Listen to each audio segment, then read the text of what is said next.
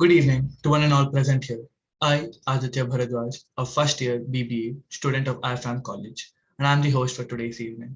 Let me take this opportunity to thank you all for dedicating your precious time. I'm happy to welcome you to the public lecture series, which is being conducted by IFIM College, Bangalore. Today, we have the second public lecture series. This evening, we start with the session on what should a student of an undergrad should know about the Union Budget 2022, a trending discussion which has been described for an hour, which will help you understand better. Now, I take the privilege to introduce you to the speaker of the evening, Dr. Mridul Mehndiratta. Dr. Mridul Mehndiratta is a Bangalore-based educator. She's an assistant professor of management of IFIM College in Bangalore. She has completed her PhD in October 2021 in the area of monetary economics from Punjab University. Prior, she did her management from economics and bachelor's in economics honors from Punjab University, Chandigarh. She also holds the certificate in method research and macroeconometric methodology from London School of Economics, for which she has been awarded ESRC scholarship. She also features in India panel along 16 other economists from India for Raptor rate forecast for finder.com, an Australian financial media publication. Alongside, she is an active blogger and LinkedIn content creator. She is one of the most loved speakers in economics and beloved professor of IFIM College. Before we start the session, let me lay down a few golden rules. Your camera and mic should be off. You should use only the chat box for communicating with us. You can drop your questions with the chat box during the session. We'll have a Q&A session in the end and all your queries will be answered.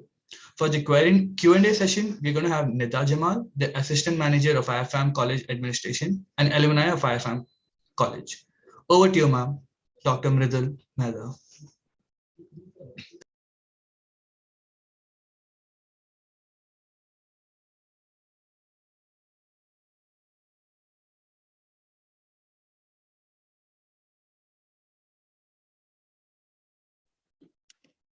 Ma'am, you are on mute.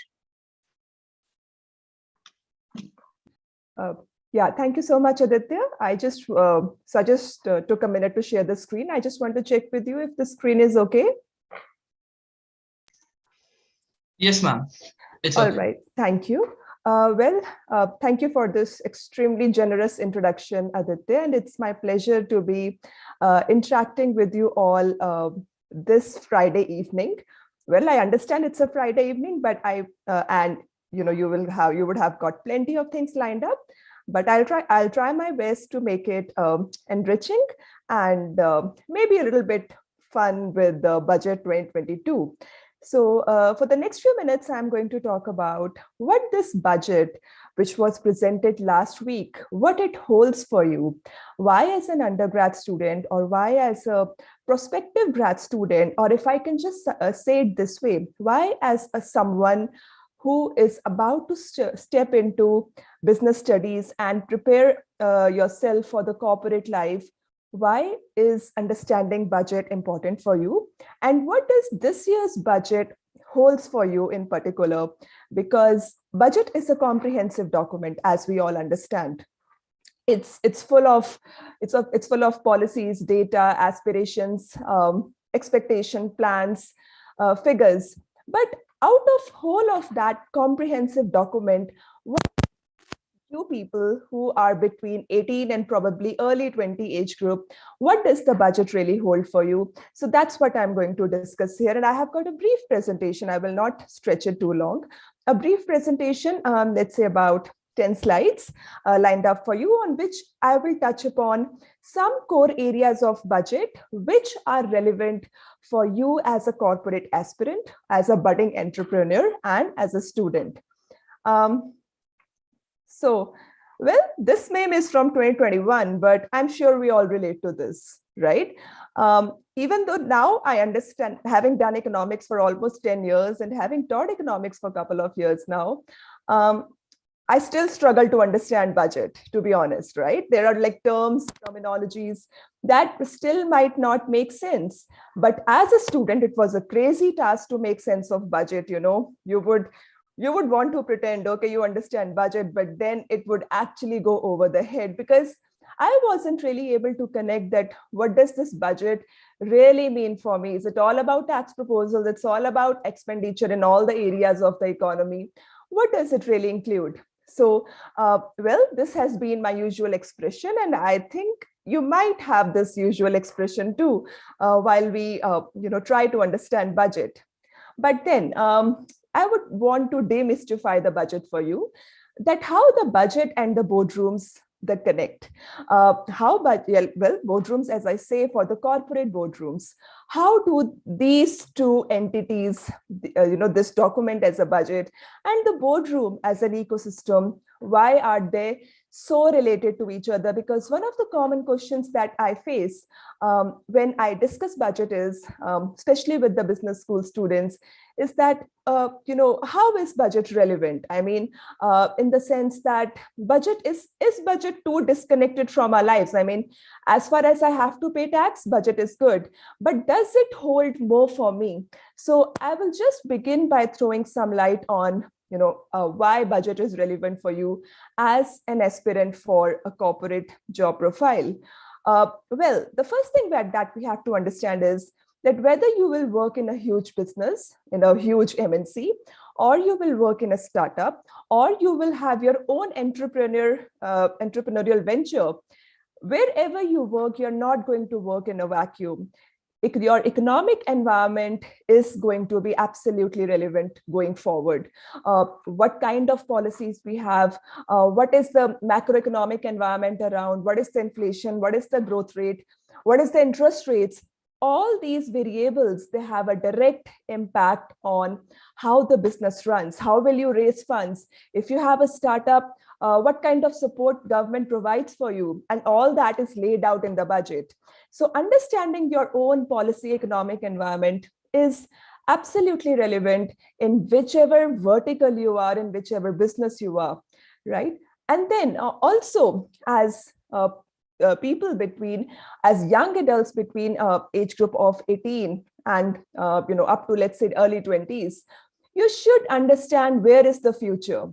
And where is the future for the next 20-25 years? Because that's the time that you will be reaching your peak. You will be evolving into those wonderful personalities. You will be leveraging all your talent and potential to achieve all your goals. But then you must understand which are those sectors where the growth lies, which are the sectors which have the firepower in the economy. And then not only identifying those sectors, but also you need to understand that, once you identify those sectors, what is government doing to support that growth?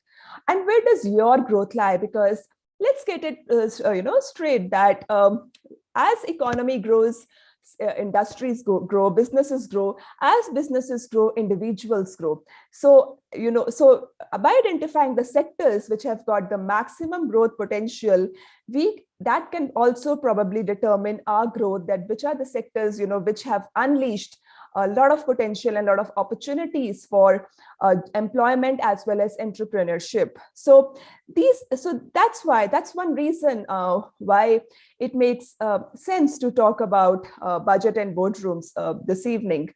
Then talking about the budget this year.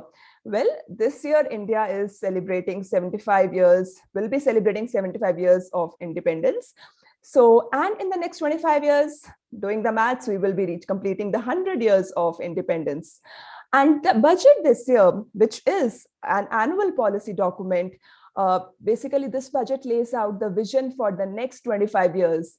Now, this is a great thing about the budget this year, but also this is a limitation of the budget this year, in the sense that when we talk of budget, it is supposed to be an annual document, which addresses your immediate challenges, immediate concerns of the economy. But the budget this year, it focuses less on something immediate challenges, but it focuses more on laying out the roadmap for the next 25 years, which is a great thing. And I think which is a great thing, because that's what I would want to communicate to you, that what does India envisage its next 2.5 decades to be like? What will those 25 years mean for you, for the country, and for the economy, and for the growth? But also this year, the budget has been made, like the last 2 years, amidst a lot of uncertainty. And we know the reason. I mean, our lives have never been more uncertain as they have been in the last 2 years, thinking about what will happen, when will the schools open, when will the exams happen, when will the classes start, what will be the job scenario, so we have in a way learned to embrace the uncertainty, and this was reflected in the budget as well, that this year. So, but as I said, budget is a very comprehensive document, and I have picked up 6 segments. I have identified 6 sectors of the budget, or 6 topics of the budget, if I can simply put it, which I think will be relevant to you as a prospective business student and as a corporate aspirant. Well, I would want to talk about health, education, startups, sunrise industry, circular economy, and cryptocurrency. And as I go on to each, I would try to also reflect that why I picked up this sector. So first of all, health. Well, I would not go into the physical health. But I would specifically want to talk about mental health, that what this year's budget talks about mental health. Now, I think youngsters, I think probably you all will agree with me that we are at the massive risk of mental health challenges. I think the kind of stress levels we face, specifically in the last 2-3 years, with or without COVID, I think the age group that probably you are in, we all are in, that's probably the most stressful age group. It's most exciting, but it's also very stressful. There is anxiety about future, there is uncertainty, competition, all these things that really affect our mental health. But for the longest time, the focus was on physical health, that we were not even talking about mental health in society as a general. Forget about the mental health in the budget or in the policy narrative, right? But now there is a recognition that mental health is supremely important. Like, as much as you are required to be healthy, physically fit, to be productive, your mental health is also extremely important. And this is very, very evident in what has happened in the last 2 years. Now, in the budget this year, although it does talk about that, expanding expanding the facilities for the health infrastructure, but something that really appeals to me is that this year the budget talks about and giving the mental health the attention that it truly deserves. And how does it plan to do so? So one of the interesting and I think a very commendable initiative in the budget this year is that this year budget plans to set up 23 tele-mental health services centers. Now, when it comes to mental health, it's counseling, it's care, it's like wanting to talk to someone who can pull you up, objectively speaking, that's the pillar of the mental health care. And exactly to strengthen that pillar and to provide the support for the mental health, 23 tele-mental health centers have been set up. Now that has been set up in collaboration with 2 wonderful institutions in Bangalore. One is NIMHANS, probably you might have heard of it. NIMHANS is a sort of an apex institution for mental health and neuroscience, plus IIIT Bangalore. So both these institutions, so NIMHANS will be the core center and IIIT Bangalore will be the technical support for this initiative.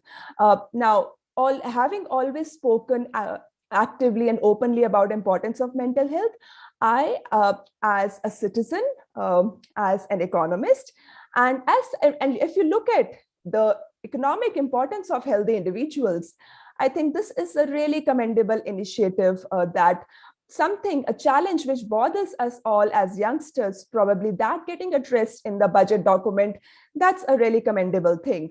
Now, that's the first pillar, and I also explained the reason that why this is also important.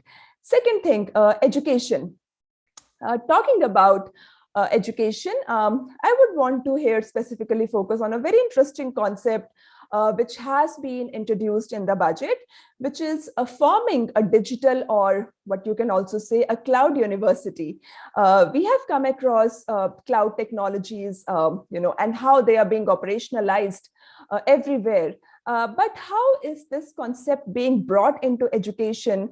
That is something I believe that you must understand, because this particular platform and an ecosystem of cloud universities can actually provide a huge impetus to your reskilling, upskilling initiatives going forward. Now, one concept that I would want to actually also explain here is that we might think that there are colleges and universities which are providing online courses, distance courses. So why this need of a digital university? Well, we must understand that when one university, which is traditionally offline, classroom-based, when it provides online programs, the roots are still in the classroom teaching, But when we talk of cloud and digital universities, their products have to be different, their offerings have to be different, the curriculum has to be different, because when you're forming a digital university, you can get probably the audience and your students from anywhere in the world.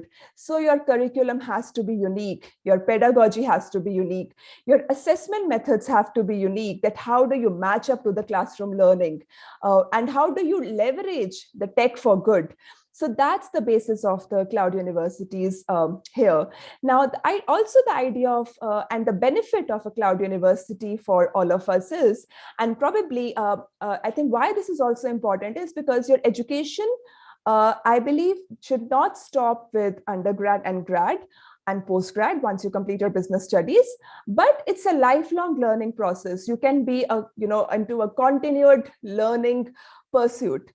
So this is where cloud university actually comes to your rescue as well, that you can be offered a bouquet of diverse, exciting course options which are aligned with your aspirations, and you can have multiple certifications and from multiple bodies of your choice. So this can be a wonderful, if implemented, if executed well, it can actually have a lot of potential, a lot of scope for upskilling and upgrading your knowledge. Another interesting concept that has been introduced in the budget this year is Desh. Desh also, which means the country. Well, Desh stands here in this particular budget stands for digital ecosystem for skilling and livelihood. Now, that's one of the ecosystems that will be set up, a platform that will be set up, which aims to empower, to skill, to reskill, to upskill people through online training. Because right now, yes, we have got Upgrad, we have got Coursera, we have got wonderful these platforms, which probably we all are leveraging, but then not all are able to take advantage. What about learning in the regional languages? What about the people, who are away from these platforms? How do you give them the opportunities for reskilling and upskilling? So this particularly will be a wonderful initiative going forward, which again deserves all the appreciation. However, we are yet to see that how this will be executed, because this has got a lot of potential. The third segment that I would want to touch upon is the startups. I think being in Bangalore, it's very difficult to not talk about startups, to not connect with the startups. And I'm pretty sure, during your course of studies, you will end up working, maybe interning or connecting with one or the other startup, because it's impossible to not get involved in it when you are in the cradle, when you are on the hub of the startups. So what does this year's budget has for the startups? Because as I said, that you will be connected to it one way or the other, that's one reason. But also I'm pretty sure that you, somewhere deep in your heart, you would have entrepreneurial initiatives, entrepreneurial aspirations lined up. So you must understand that if you think of startups, what is government up to regarding this particular segment? So one of the interesting segment this year, which has been immensely focused upon, is the power of drones. Well, initially drones, as we know, the drones have been used for two things. One maybe for the strategic military purposes, and also maybe used in photography, to get the aerial shots. But now the drone, there is another acronym which has been introduced, which is DRAS, which is Drone as a Service. That drones are not just used for these two purposes, but they can very well be put to use by the startups. Their potential can be leveraged by startups to provide more and more support to the economy and to provide their services. For example, Amazon, it uses drones in its warehouses to locate the products. Drones can be used to do the door-to-door delivery of the medicines and the products. Similarly, in agriculture, if you combine agriculture and technology, that becomes agri-tech. So it has been said that it has been promoted in this budget that why not use drones on the huge farms, let's say to spray the insecticides and pesticides, because agriculture, the way we have understood agriculture, we think, okay, it's not a profession, it's something that people do in the farms. It's not something which is viable, which is feasible. But then there is this new concept that is coming up these days, and which is getting a lot of attention and focus, and that is the concept of the agri-tech, sorry. So how can the drones, Kisan drones, as we specifically call them, how can they be used to assess the crops?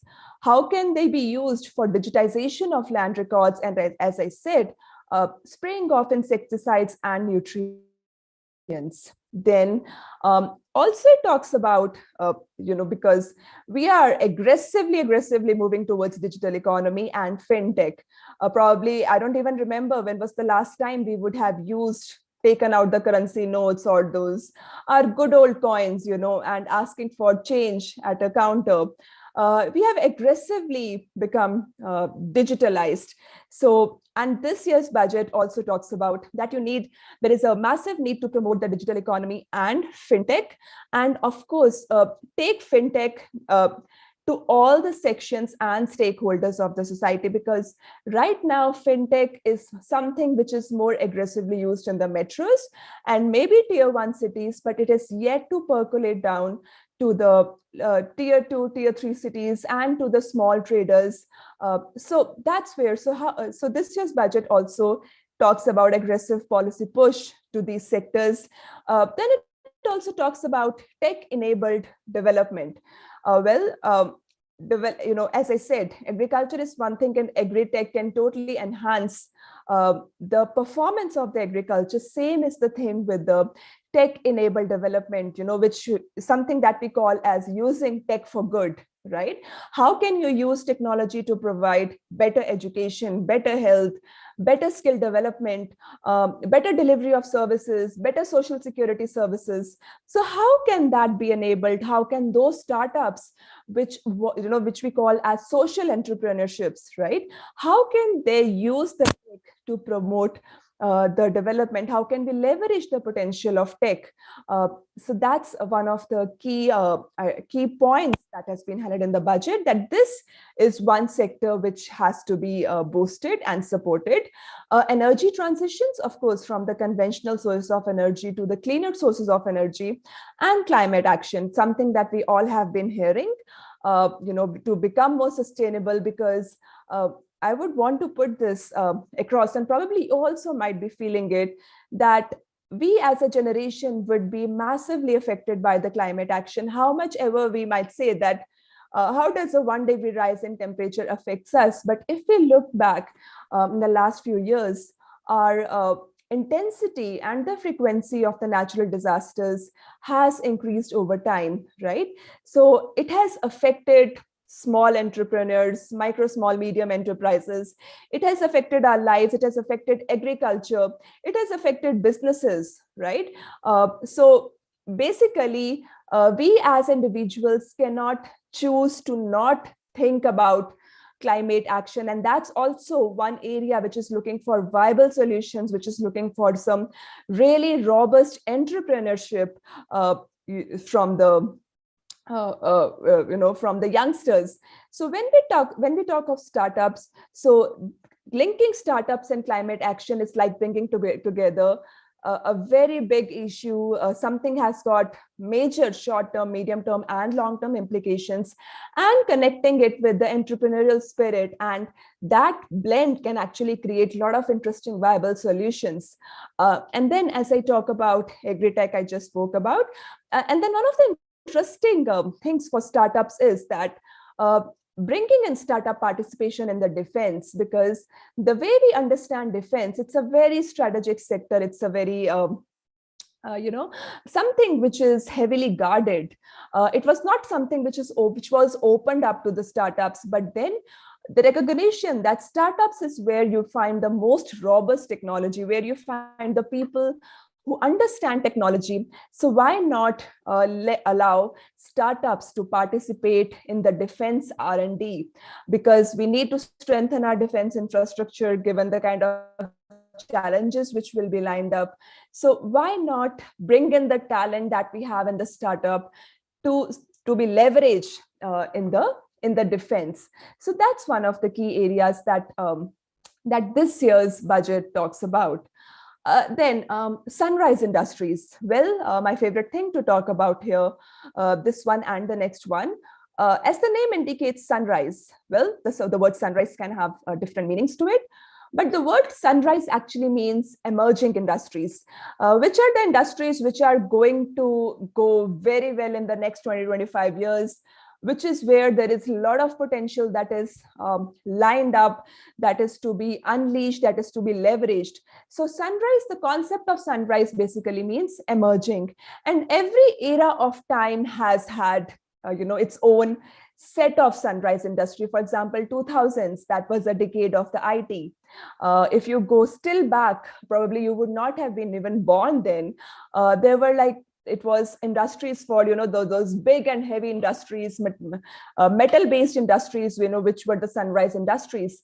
But now going forward from here, which will be those emerging industries which will probably work for the next 20-25 years? Those are artificial intelligence and AI, ML, machine learning, deep learning. These are all the areas which are now aggressively being used in every particular sector, whether it's retail, your e-commerce, health, education, fintech. So artificial intelligence is something which is everywhere all around, and that's where it also holds a lot of potential for entrepreneurship, a lot of potential for the employment and jobs, analytics, predictive data analytics. So that's where a lot of future is going to be. So then also about geospatial systems and drones, as I just spoke about. Geospatial systems to get an assessment of different areas of land. So, and the potential of the different areas of land, different areas of the region. So that's where also the potential is. Semiconductors. Semiconductors, well, you people will be coming to Bangalore, which is called as Silicon Valley. But why it is called as silicon? What is that silicon that we are referring to? That is something, we need to actually think about. And that is because also the semiconductors, given that it's all going to be tech driven going forward, semiconductors industries, they have got a huge potential going forward because of their wide range of industry applications. Then space economy, we have reached Mars and the moon, but then I think human aspiration is unlimited. We think of settling down in another planet, right? So space economy is a very competitive area. So space is not something that you do at NASA or ISRO, but it also connects with the economics, right? Industries which work on the instrumentation and all those ecosystems which work in the space, the spaceships, all the robotics that goes into it. So that's the space economy. Genomics and pharmaceuticals, when we talk of 3D printing of the human organs. When we talk of pharma, we have got so the lifestyle diseases, right? How do you change your pharmaceuticals accordingly? Look at the challenge which the COVID presented, and probably, as Bill Gates also said, and as many others have said, this is not going to be the last pandemic that probably our generation is facing. So pharmaceuticals have to be proactive in research, proactive with their actions when it comes to the future health challenges which are lined up. Green energy, as I said, moving on from conventional systems of energy to the cleaner systems of energy, and then clean mobility systems. Here I would want to touch upon a concept called as carbon footprint. Every time we move, every time we take out our car and go from point A to B, we are releasing pollution. Even if it's very, very minor, we are polluting, somewhere adding to the environmental pollution. So imagine the kind of ecosystem environmental damage which is created when the millions move. So how can you come up with those systems where you can move people from point A to B without creating the carbon footprints in the environment, without releasing carbon dioxide, carbon monoxide in the environments? So that's called as the clean mobility systems, because with the kind of environmental challenges we face, the kind of climate challenges we face, we need to have these clean mobility systems, because we cannot go the way probably we are going right now. And these are the areas which have also got immense potential to assist the sustainable development. So there is a concept of development, then there is a concept of sustainable development. That how do you grow without harming the environment? How do you grow without others paying a cost for your actions? And how do you grow in a manner which is sustained, which is long-term? So these are the sectors which have got huge scope for potential, and of course, in the process, modernize the country. Now, here is where we combine the business knowledge, the knowledge of the fundamental business concepts with the current reality, right? So, having said that, if we can use all that we understand about business, all that we will be understanding about the business and the management, how can we put our understanding to the best possible use, where we not only address the challenges, but we also leverage the potential of some of the most robust sectors of the economy going forward. That's where a lot of excitement lies. Then, as I said, that also these are the way these sectors are going to grow, and the way these sectors are going to address the challenges, they are bound to provide a lot of employment opportunities and make people, industry, citizens more efficient and competitive going forward. So these are the industries probably you can keep an eye on as you strengthen yourself in the knowledge of the business. Then circular economy. This is the second last concept that we have here.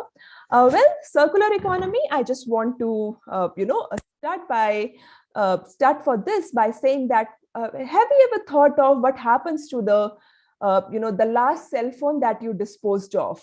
What happened to the car that you're, probably the last car or the last bike or bicycle that you were having? What happened to it once we disposed it off?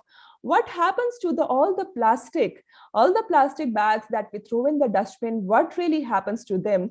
And all that e-waste, what we call is electronic waste, your gadgets, your cell phones, your something that we discard and throw away, where do they go? What can we do with them? Now, this has been recognized as a challenge here for us, that or people disposing of old cars, buying new ones. Where will those old cars go, right? They are not biodegradable. They cannot, be allowed to rot just like that. So what can be done about this? So that is where the concept of the circular economy circular economy comes up. That is there a way by which we can reuse, recycle, and then resell the whole of these kinds of waste, which are probably not biodegradable? Can we somehow recycle the electronic waste? Can we somehow recycle the plastic that we are using and then resell it? So I have a small picture to show you this, that repair, recycle, that all these economy, because this waste just piles up, degrading the environment in the process, but no longer having any productive use. So what can we do with such a waste? Can we reuse them, recycle? Once we recycle, can we use them in the production? Then we can distribute. Then there is a consumption of that product. Let's say plastics. You produce the plastic products, you distribute, then that is consumed by people. And once it is consumed by people, it is disposed of. Then once it is disposed of, can it be recycled? Can it be reused? Can it be then further put into the production line? So this is one of the concepts that has been talked about in this year's budget.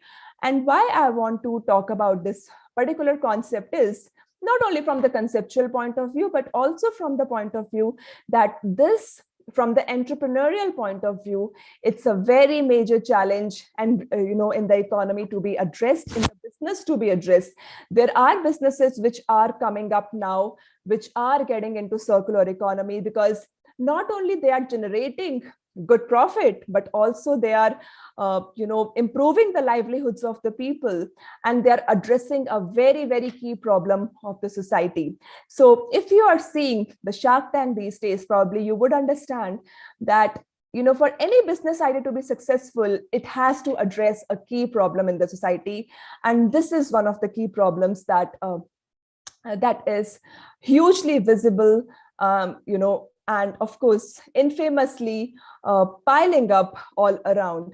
So the focus on the circular economy, into giving a boost to the circular economy, is that how do you build up infrastructure for the, reuse and recycle, and then reverse logistics. For example, we talk about, okay, you create, you procure the raw material, you process it, you produce it, you distribute it, and then you consume it, right? But can we also build reverse logistics? What happens to a product once it's consumed? How do you bring it back? Once a product is disposed of, how will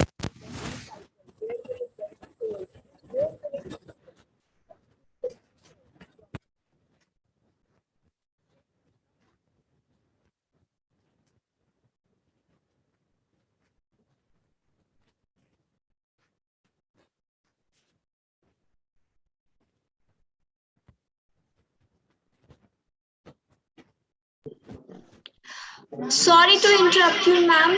Yeah. Your voice was not clear. When was that? Yeah, now it's okay. Okay, but when did you lose me? Just 30 seconds back. Okay, all right. Thank you, Nida. So I think I was just that the focus under this has been on strengthening the infrastructure and bringing in the reverse logistics. We always talk about that transportation is important to transfer the products from factory to the consumers, but how do you transfer the products from the products which the consumers have disposed of? How do you bring them back into the recycling process for the further processing, production, cleaning up, so that they can be sold and recycled again? So that's the concept of reverse logistics, and then integration with the informal sector. So here I was just talking that when we dispose of our, the old cell phones or the electronic gadgets, they don't go into formal businesses. They go to the, the junk dealers, which are in the informal sector, and they don't earn much out of it. We don't know how much does the person who comes to collect the garbage in a house, how much he or she would be earning, and how much the people who are dealing with this basic junk, how much, and depend on it for livelihood, will be earning out of it, even though they call it their livelihood. So if we can integrate, the businesses with the informal sector, it's a win-win situation for all. It gives people better livelihoods. It addresses a major problem of the society. So that's a very, very important concept, which has been highlighted in this year's budget. The last that we have is digital currency. And I have a special reason to talk about digital currency, because for our generation, crypto is going to be a much revered form of investment. Probably for our parents, maybe not, but then we are growing up. We will be starting to work in times when crypto is already getting so much of attention, and India is becoming a huge lover of crypto and to create wealth, to do the investments. So, and I can assure you, and I can probably that you would, once you start earning, you would also not be able to not think about crypto as an investment option or as an option of creating additional money. So we have to understand what is happening in the space of cryptocurrency. The word crypto has not been used in the budget, but it has used the word digital currency. And it is sort of unregulated. No government, no authority regulates the cryptocurrency. And that can also be very challenging for the economy. So the central bank, so this time the budget has put forth that this year, India will be launching its own digital rupee, because when we talk of cryptocurrency, it's based on the blockchain and ledger technologies. So using the same technology, using the same fundamentals, we will be launching our own digital currency, or digital rupee as we call it, and central bank digital currency. So probably this is something that you should watch out for. This is something that you should closely follow, because this will have huge implications on how you invest, your investment options going forward, your wealth creation options going forward. What does it hold for you, the potential it has for your future, and of course, the entrepreneurial opportunities, this whole crypto space, it might create, for you going forward. So these are the 6 pillars or entities which I handpicked, thinking that these would be relevant, for you. I hope you could get a sense of all these 6 sectors, an overview of what all these 6 sectors hold, and we can discuss more going forward in the Q&A session. That's all about it from the presentation point of view. Now over to you for the for any questions, concerns that you may have. Ma'am, an excellent as well as a highly learning session for all of us. So a very good evening to everyone. I'm Neda Jamil, the Assistant Manager of IFIM Admissions, as well as the alumna of IFIM College, Bangalore. So here we go ahead with the Q&A session. Please post your questions in the chat box. We'll take it from there.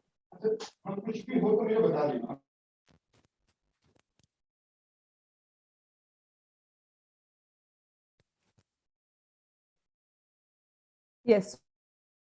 So anything that you would want to ask, any clarification, any comments probably. I would love to hear your take on the budget this year. That as a youngster, what do you feel about budget? Are you excited by it? Could you follow it? Or is it still a boring document for us as it was in the childhood? We would. So that's what. Would love to hear your take here. Ma'am, as for every student, if a budget is being released, especially for a commerce student, what happens is like the student for the whole year, they'll be waiting for it.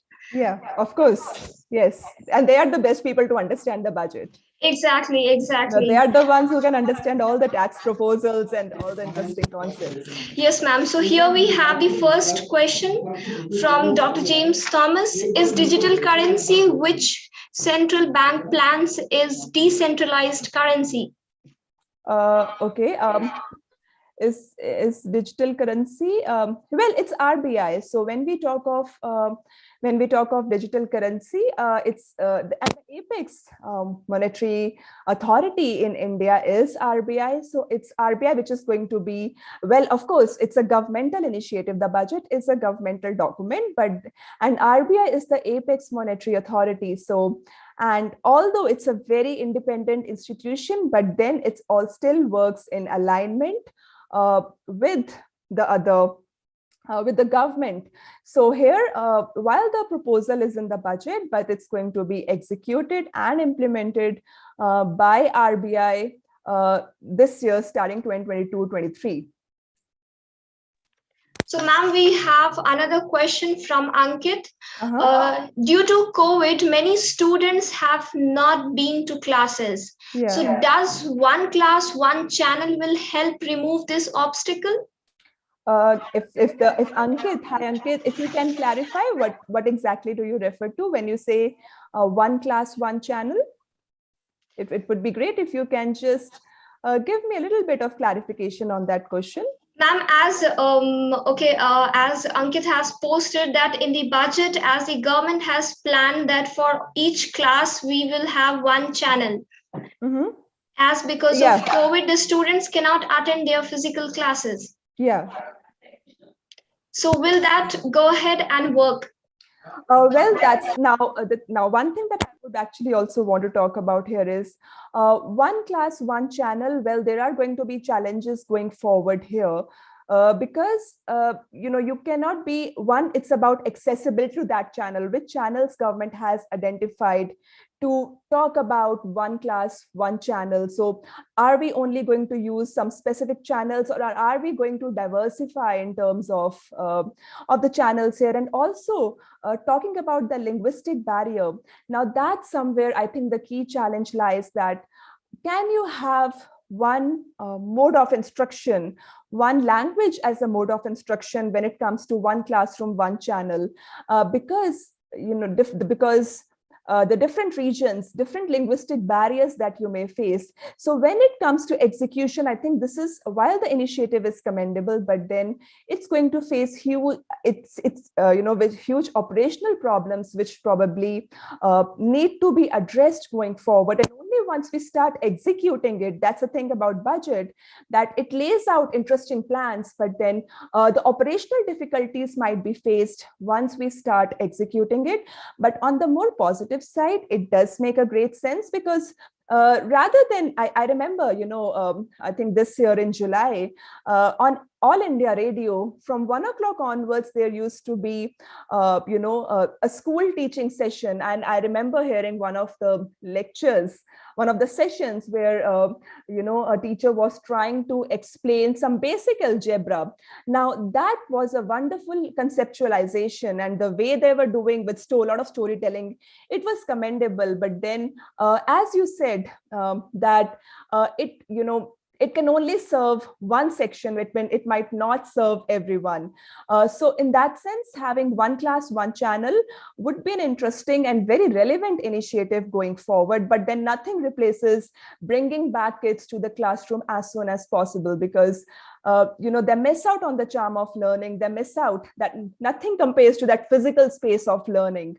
So that where I think, and this initiative should have been thought, I think, a couple of years ago, like a year or two ago, rather than now almost when we are hoping that we will be back to classrooms very soon.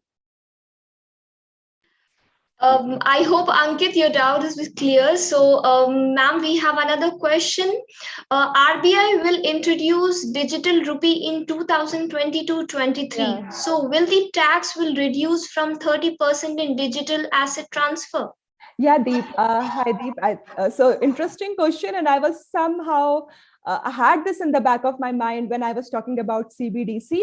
Well, one thing that we must understand about crypto is that government has not been in favor of cryptocurrency because it's unregulated, and government has made that clear several times. In a few months ago, when there was a conversation going on that government might ban crypto, it created havoc in the crypto market, and people also did not take it, because a lot of youngsters, particularly people in the age group of 20 to 40, 45, have started to put money in crypto, and they look at it from a long-term perspective. But while the government cannot ban it, it has tried to discourage crypto by putting a 30% tax on the digital asset transfer, as you say it.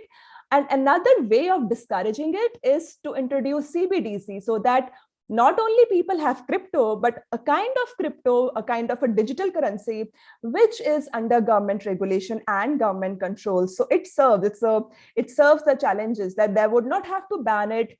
They would end up discouraging the digital asset transfer from the exchanges, from the crypto exchanges, by putting 30% tax, and which I agree, it's massive.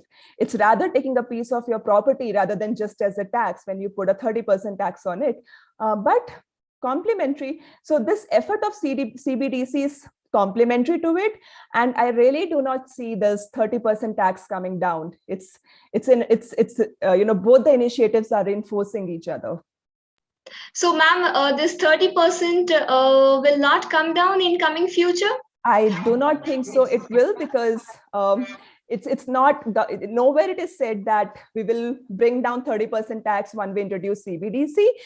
The way we have to read this is that once the 30%, we are discouraging you from crypto, from the other exchanges, by putting 30% tax on it. Why don't you come and move to the digital currency that our government is going to launch? So it's a complementary effort, not as something opposite, that if CBDC is implemented, it will be rolled back of the taxes. Thank you so much, ma'am. Deep, I hope ma'am has answered your query. So, ma'am, we have another question from Satak Sharma. He has wished you a good evening and said that it was a highly informative lecture. Thank you, Satak. And he has a question: as the budget mentions introduction of drones in agriculture, so it will be just a service for which farmer will have to pay a small amount, or it will be a sold to farmers with a subsidiary, because without subsidiaries it will be very expensive for the farmers. Absolutely, Satak. I think it's a very, very good question. I must commend you for this one. And this is a very real problem. In fact, I was discussing it with someone maybe a day or two back, that how about how will this drone for the farmers be implemented? So apart from what you just mentioned, there is one more challenge that I would want to talk about here, is that using drones is, although it sounds great as an idea, it's symbols that we are finally modernizing our agriculture. But look at it this way: 50% of our land holdings are still less than 1 hectare. So it's not feasible to use drones over them. You use drones over larger spaces, over larger tracts of land. It's not feasible to use drone over a very, very small piece of land, right? So that's one of the challenge here. And those farmers, what will happen to their issues? That is yet to be addressed. So that's one of the limitation I find here. And then talking about your question, it is that will the farmers have to pay a small amount? Well, I would not be able to agree with this, that that the farmers will have to pay a small amount, because drones are yet to get initiated fully into Indian economy. So and they're an expensive affair. No farmer is going to be able to afford it easily, other than the large and capitalistic farmers. And also, even with subsidies, you can't have, because in India, 60 to 70% of the population is still engaged with agriculture. How many drones you can introduce, right? Just imagine a scenario that, adjacent farms, each farm having its own drone, and they're clashing with each other, in the air. So look at this kind of a situation. So I don't see a feasibility of it, that every farmer will be able to give its own loan. Although there is no clarity about this in the budget so far, we are yet to see how it will be implemented. But my take is that there will be service centers, there will be centers which will be set up region-wise, and maybe a center for the cluster of villages, which will help, which will probably provide drone as a service. So if we look at the word drone as a service, it means providing services of drones to the farmers, not that drone as a product where farmers can go and buy the drone, purchase it and use it. So IIIT again have been designated with the task of training the people on how to use the drone for the farmers. But nevertheless, despite its limitations, and despite the fact it does not address any other challenge of agriculture, I think it's still a good initiative towards modernization. So I hope that answers. Thank you so much, ma'am. I hope Satak has received his answer. So we are moving ahead with the new question. We have I think Vishesh Jaiswal with a new question. What if the crypto were banned in India? Then those people puts their money on crypto. Then what happened to those money? Yeah, and again, a very interesting question, Vishesh. But don't worry, crypto would not be banned that easily. Crypto, came up 2008. When bitcoins had come up, and ever since then, we are talking about crypto will be banned. But then, government will not take that measure because, and I firmly believe so. Government can discourage the use of crypto, but not fully ban the crypto in the sense that it has become a very critical speculative assets. The big banks are talking about it. If the government is also talking about CBDC, and it fully realizes that a lot of money has gone into crypto from the middle class Indians. Probably not, there was nothing for them in this budget, but they definitely have put their money into crypto, especially in the last 2 years. The craze, the fascination, and the importance of crypto as an asset class has only gone up in the last 2 years. And suddenly banning crypto will create havoc with the financial lives of people. And I fully believe that government will not suddenly one fine morning when you get up. We hope it's not a repeat of demonetization, and I fully think it would not be that one fine day, 8 p.m., Prime Minister will come and say that Bhaiyo and Behno crypto is banned. So nothing like that is going to happen because there is a huge stake of Indians into it. The percentage of Indians who were using crypto has gone up by 80% in the last 2 years. So you can imagine. So this would not be the case. I don't think so. So, ma'am, as you mentioned that government can put some restrictions on crypto. So, is there any specific thing? Sorry, come again, Nida. As you informed us that government might put any restrictions on crypto. Yes. So, on the basis of anything? Yes, for the simple reason that crypto is unregulated. Stock market, before crypto came in, we used to call stock market as a crazy place where we don't understand market behavior. In fact, Newton once said that it's easier to understand the, motions of the planets rather than to understand the stock market. And himself, being a brilliant scientist, made a huge loss in the stock market. So before crypto, we talked about this, but then stock market is still regulated. There is capital markets are still regulated, but crypto, we don't know where they are coming from, where are the coins coming from, but still there are some, but the basis of trusting crypto is the robust technology that supports it, that is blockchain and ledger technology. So that's the thing. But the challenge here is it's unregulated. No government controls it. That is a plus point, that that people get a way to create wealth independent of government. But also that's a negative point, that creating a huge speculative asset class with no regulation on it, that can be an extremely challenging thing for the economy. So that's where the government tries to control it, restrain it, that crypto market should not be so unregulated that one fine day some havoc happens in the crypto economy and the financial lives of the people are distorted. So that's the reason, and that's unregulated part. Imagine if we start thinking that, okay, exchanging like 3 bitcoins for maybe a 1 crore property, and with government having no control on the bitcoins or cryptocurrency, what kind of a situation would that be? So that's why government needs some restraint there. Thank you so much, ma'am. My doubt is also clear, and Vishesh has also received the answer. So we move ahead. We have Suryansh Singh, and his question is: we estimate 9.2% growth in upcoming year, but many international organizations are insist that this year will be little slow. So on which parameter we calculated? Yes, Suryansh, that's a very intelligent question, if I can say. And one thing, if Nida, if you're okay, with me a little getting into a little explanation, I'll just take a minute. There is something that you must understand when we read 9.2.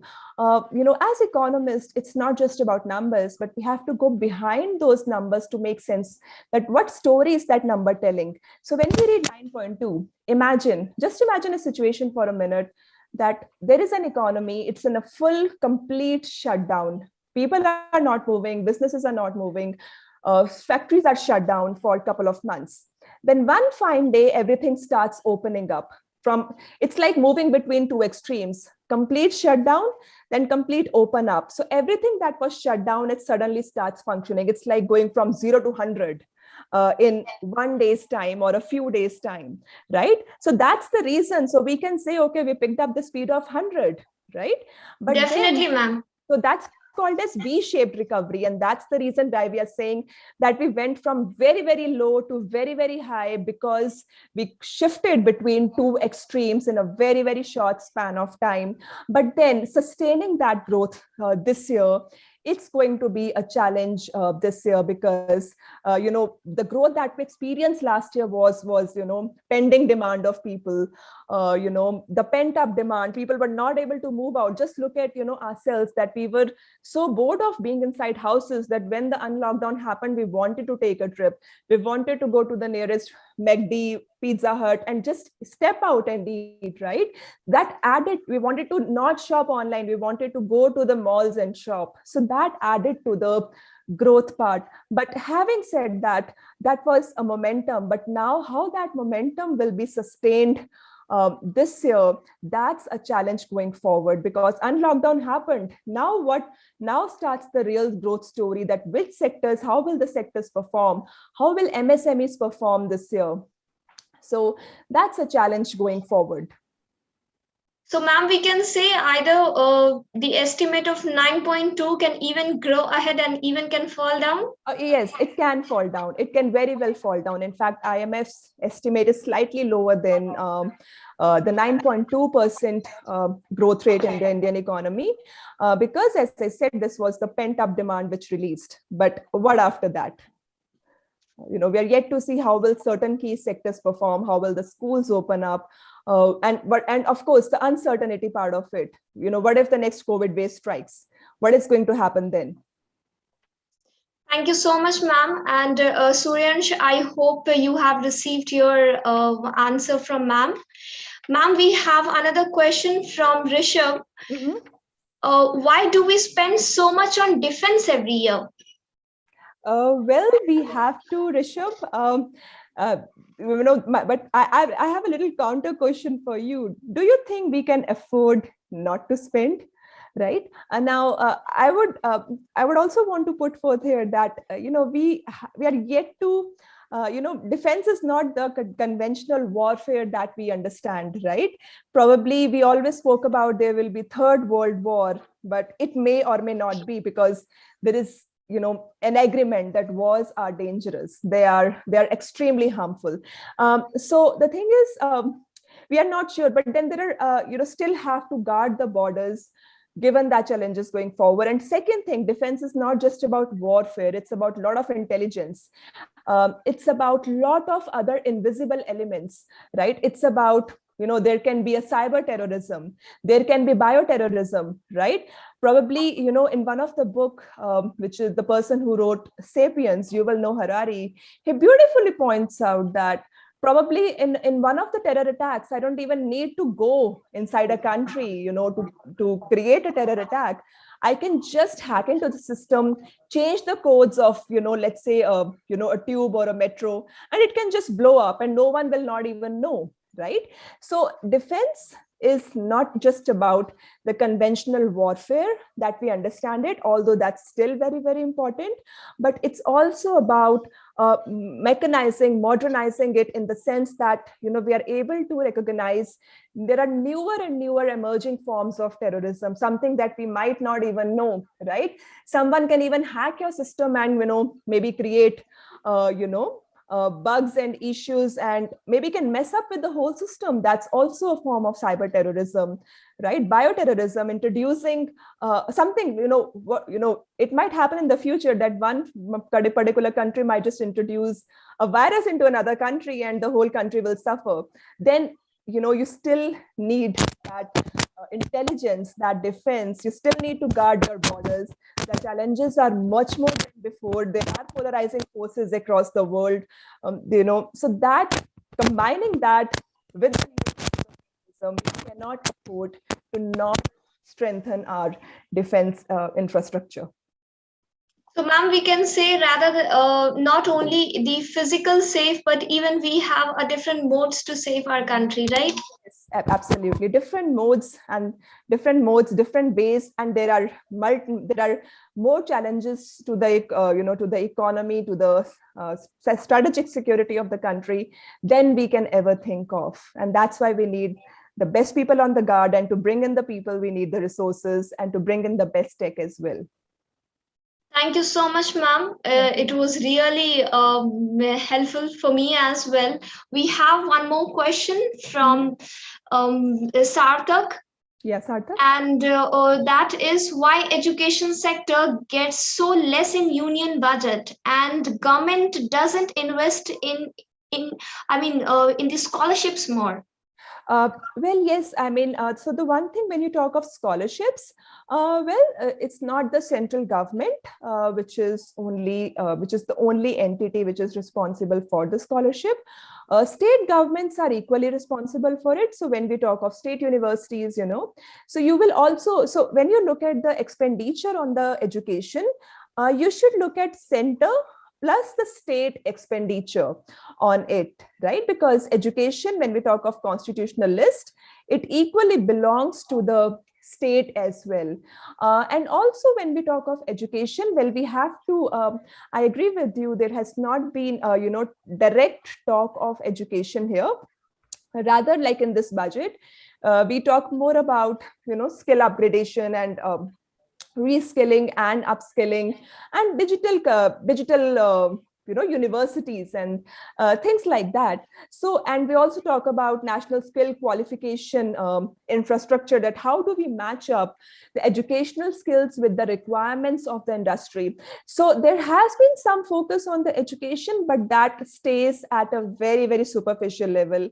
I fully agree with you, but it has yet to, I think I am yet to see a major concrete focus on, unfortunately, and in this year, for example, I did not see a concrete focus on what happens to those kids who were out of the schools for so long. India has been a country which has had longest period of gap from schooling for the children. How are we going to address it? What kind of support is going to be provided? Because few years missed out in school can have a huge long-term impact. If I can just take a minute to tell you, in Pakistan, when the earthquake happened, the schools were shut down for 4 months. And research indicates that 4-month shutdown of schools will be reducing the lifelong earnings of the students by 15%. So here the schools were closed for more than 2.5 years. Just we can imagine the impact, that what kind of impact it will have for longer term. So yes, I agree with you. On the center, not talking much about education. It has stayed more at the digital level and at the at little more higher education level. But when it comes to the states, states have got a role in this. So we have to look at it in a combined manner, how center and states that together collectively collaborate on education. Because there are state education boards and primary education, which falls under the purview of the states. Thank you so much, ma'am. It was a nice description. So we have one more question again. Yeah. Another? The question is, what do you think will be the impact of digital Desh-E portal? Again, the Desh-E portal, well, it's a new concept that we are seeing. Just before that, we have had earlier portals as well. we have had an earlier portals from Ministry of Education. I can't recall the name of that portal. It just slipped off my mind. But then, the specificity of Desh is that it will, as the budget talks about, aligning the educational skills with the industrial skills. So Desh will be a one platform which will talk about actually upskilling the people. For example, when I talk of drones, it's just talking about drones, just introducing drones is not enough, because you need people who can work on drones. If you talk of genomics, you need people who can work on genomics, the people who can work on space economy. So when you identify the core sectors, you also need to have a support to train those people in those sectors as well. So while the conventional educational institutions can take very long to reform and introduce those new sectors as areas of learning, Desh can be expected to fill that void in between and provide opportunities which are irrespective of the boundaries and the borders for the people to learn a new skill which can be directly applicable in the industry. So that's where the Desh will actually fill the gap. It specifically talks about skills. Now, the word skill itself indicates something which is directly applicable. So it will focus on identifying those skills and providing courses in those skills which are directly industrially relevant. Thank you, ma'am. Yeah. Sarthak is again with one more question. He has said, ma'am, as government has focused on mental health and decided to establish centers, but the first step to remove mental health is to tell someone, I'm suffering from this. So the creation of awareness is necessary, which has somewhere been absent in past many campaigns launched in the country. So will this one will be taken seriously? Well, Sarthak, this is a very thoughtful question. Awareness is definitely important when it comes to mental health. I would not know I'm suffering from, anxiety or depression unless someone comes and tells me that, unless I know this is depression, or else I can just discard it off as a mental, as a mood swing, or probably something which is temporary, right? But then I also, believe that while awareness, there is, there are campaigns for awareness, but then till now what we saw was that people are getting aware of mental health. Although there is no governmental initiative on that side, but somehow people are getting aware because there is more conversation about it, because cinema talks about it, movies talk about it. Those movie Love You Zindagi, it talks about mental health beautifully, something which was not addressed earlier. But at the same time, we also know that while people are becoming aware of mental health, they do not know how to get this thing sorted, whom to address it.